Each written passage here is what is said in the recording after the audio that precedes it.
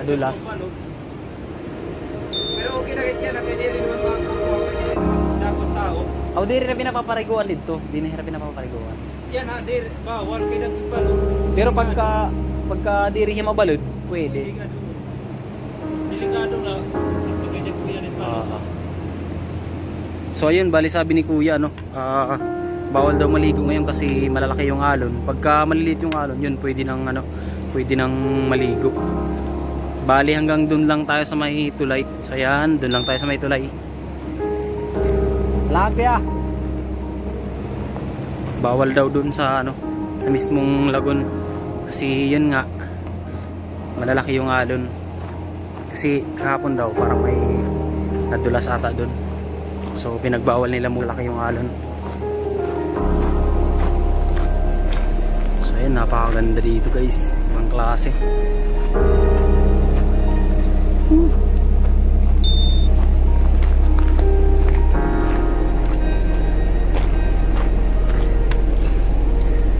So ito yung tulay papunta dun sa lagon.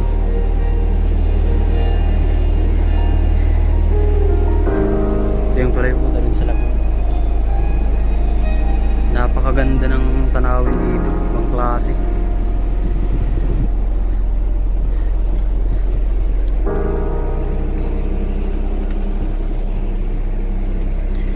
So yun, lalakarin natin yung tulay dun sa dulo.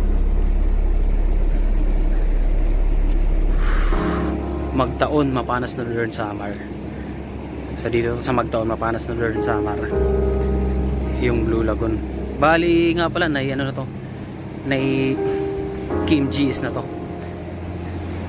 yung Pinusilan Blue Lagoon. Kasi may sabi ng mga matatanda dito sa amin is dati raw, kaya tinawag to na Pinusilan, dati raw nung panahon pa ng mga Americans dito sa atin, bali dyan binabaril yung mga nahuhuli nilang mga kriminal. So kaya Pinusilan, yung ibig sabihin ng pusil sa amin is baril. Yung Pinusilan is yung parang binaril dun sa area na yun, kaya tinawag na Pinusilan. Bali ang ibig sabihin is binaril. So dito pala ini-execute yung yung mga dating mga nahuhuli ng mga Americans. Dito nila pinapatay. Tapos nung 1980 ata o 89, basta hindi ko lang sigurado kung saang dyan, is may bishop daw na naligo dito. So blinis niya yung Pinusilan Blue Lagoon, kaya yung mga taga Magtaon, ang nangyari ngayon is inisip nila na pwede na maligo dito kasi blinis na ni bishop. So ayun, kaya naging naging puntahan na ng mga kasi may mga gumagawa sa lagoon. Actually alam ko pagka natapos na to is magbabayad na, environmental fee, parking. So ayan, napakaganda. So ayan, bali hindi pa natatapos yung construction nila rito. Excuse sir. Ayan ginagawa. Hindi pa natatapos yung tulay. So pagka natapos dito, magkakaroon natin sila ng bayad pagka pupunta ka dito. So ayan, lalaki nga ng alon dito. Naalala ko nung napanood ko yung sa Kim GS, lalaki nga ng alon. So ayun, yung mismong lagoon.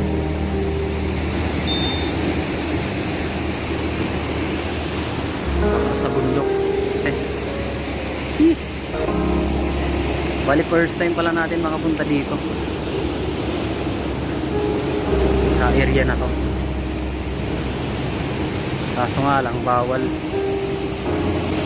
pumunta doon. So yan, lalaki ng alon, grabe. Harap to ng Pacific Ocean. So ayan, napakaganda. Nga pala, nadaanan to ng yung mga nag-Samarloc nung nakaraang linggo ata yun. Mga nag-Samarloc dumaan dito. So ayan, So ayan, napakalakas ng alon. Kaya pala pinagbabawal dito pagka malalaki yung alon kasi malakas yung current pababa. Ayan, titingnan parang sinadya yung mga bato na parang pinagpatong-patong lang. Kaso ano yan, normal lang yan. Parang natural lang. Napakaganda talaga ng kalikasan So ayan, Pinusilan, Bulabon. Located pala siya sa Magtaon, Mapanas, Northern Samar. So pagka nagawa yung tulay, magkakaroon na sila ng bayad. Entrance fee. Oh.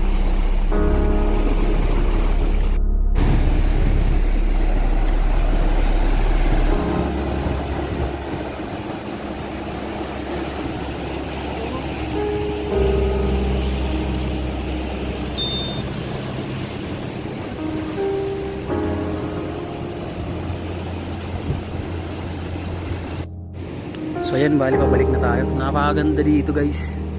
Ibang klase. Ayan, rock formation. Pwedeng pang Instagram. So ayan. Tapos may tinatayong bahay doon. Napakaganda. Ibang klase. So ayun, bali pinuntahan to ng mga nag-summer loop nung nakaraang linggo lang. Maraming mga sikat na vlogger na nagpunta dito. So ayan, bali pauwi na tayo.